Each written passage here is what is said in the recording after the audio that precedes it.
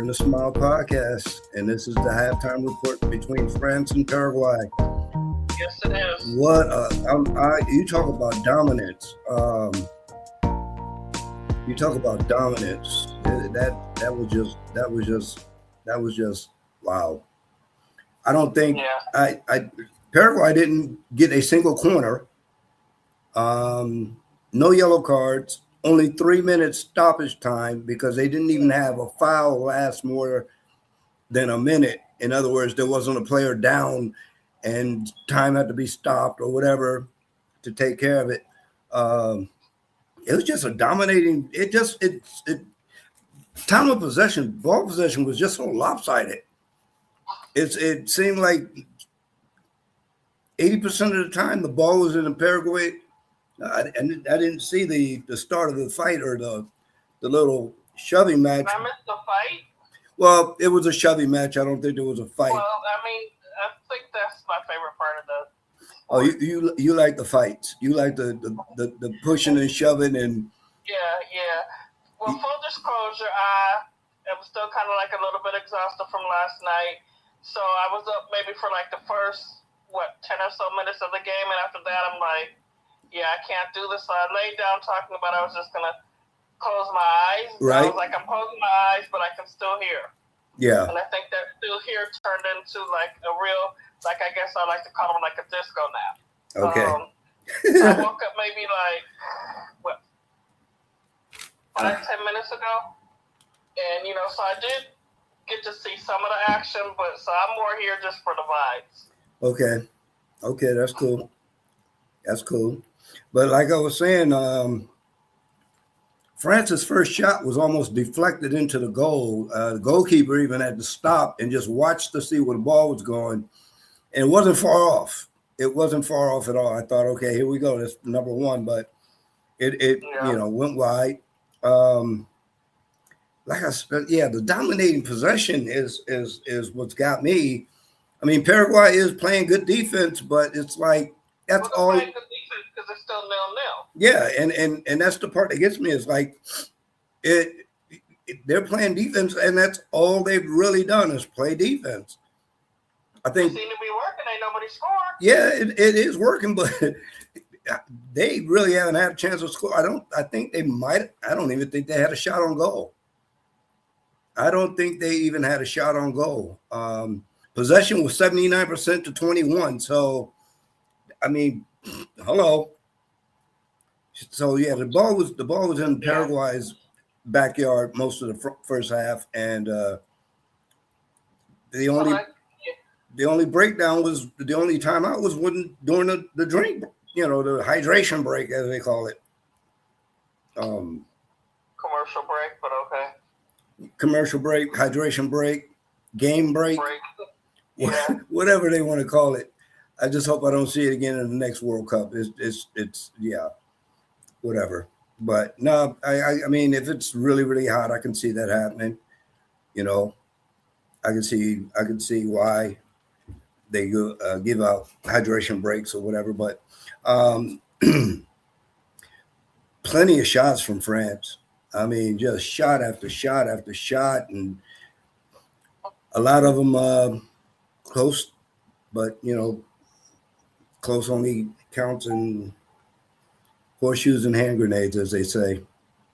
But France has dominated this whole first half, and I guess Paraguay is okay with that because I think what they were waiting for was an opportunity to break through and go over the top and have somebody run under it, maybe get a 1v1 and then a decent shot on goal, but not even a single corner kick for Paraguay, unless I missed it. But I didn't see one. And as far as a shot on goal, maybe one. I don't know, but this game has been all France, in my opinion. All France. And I don't know how I feel about that. I was like thinking about that while my eyes were closed. It's like I don't want to use the word hate, but for some reason I dislike France. There's a reason why I'm not rooting for them. I just can't remember the reason why. Okay. So, Okay. But I mean, And also, I feel like, what do I feel like? I feel like how I was sharing earlier, like, since none of those teams were on, like, my favorite list, it's like, I really don't have kind of like a horse in the race or a horse in the game, whatever. I really don't have, like, an opinion. Or Right. I will, Right. I mean, I guess in a sense I'd be happy whoever wins. Yeah, I I mean, would say happy, but it's like, I because, don't. like I said, for some reason, I just can't get behind France. Maybe it's their cheese, don't know. Paraguay, don't even know who they are.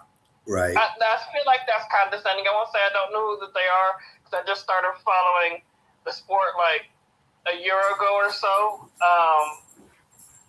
Yeah. Yeah. I'm kind of neutral on who wins this match anyway, which is why I didn't make a prediction as to who I thought would win. It won't matter to me one way or the other. If France wins, they win. If Paraguay wins, okay, you know, they beat another powerhouse. They beat Germany. They beat France. Okay, they're not a very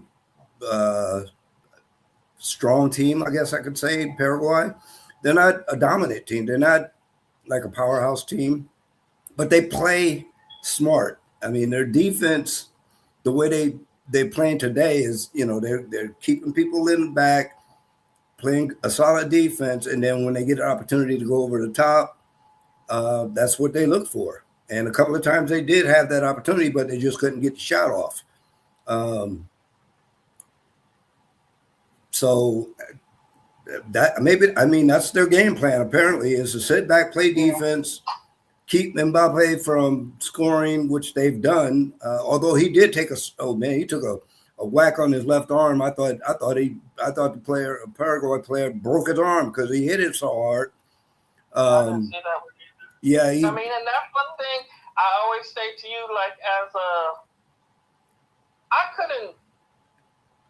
I don't know. It makes me nervous. Soccer, just the way they run and the way the bodies flying, they're like colliding into each other and they have the cleats and they're jumping over each other's head.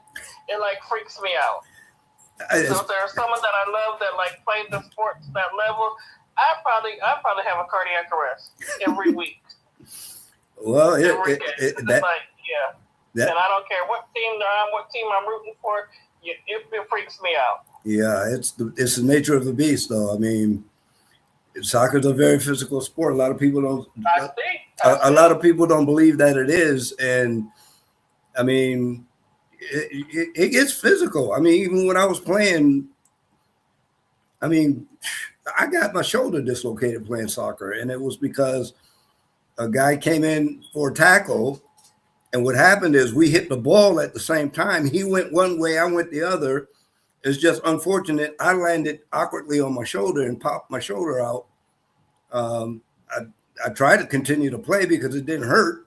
It was just my arm kept hanging, like, you know, I couldn't really. That's really gross. I mean, it's just it's a physical game. You look at the kid from Canada who had his leg broken. I mean, strange things happen, and generally players make it through a match, you know, without injury, but it is a physical game. It is a very physical game. Shout out there to other people that, you know, play the sport, because I couldn't do it. I couldn't have someone that's like in my life, especially my son. No.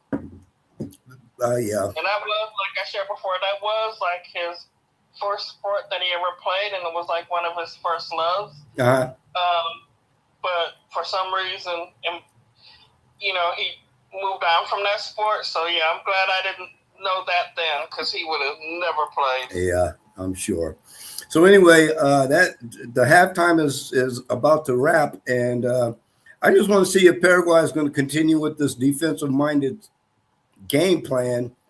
I also want to see if France is going to maybe make some adjustments and some tweaks to see if they can possibly actually get the ball in the back of the net, or are they just going to continue to dominate the way they did in the first half? And if they do, I'm sure you can best believe that ball will get to the back of the net for France. It's just such a dominant performance in the first half. So again, I'm not making any predictions on who's going to win, who's going to lose, and how many goals and blah blah blah. This is intriguing. Yeah. It's just like I said in our That's a pregame. good word. Yeah, I told you it was going to be an intriguing match, and so far, that's exactly what it has become. Let me see here. Yeah. I'm ready to get back to the second half, and Me too. yeah. So with that being said, I look forward to the next half. This is Sir Dre and Lady Blue in the Bay. I'm Sir Dre from the Bay, Lady Blue in the Bay. This is Sport and a Smile podcast, and like I always tell you guys before I close our show out for the day, or for the afternoon, or for the half, keep sporting a smile. And if you see somebody frowning, go over and smile. You might make their day. In the meantime, get back to your TVs or whatever. Enjoy the second half, because I know I will. We will talk to you at the end of the game. For Sport and Smile podcast, I am Sir Dre from the Bay with Lady Blue in the Bay. We'll talk to you at the end of the match. Enjoy. We're out.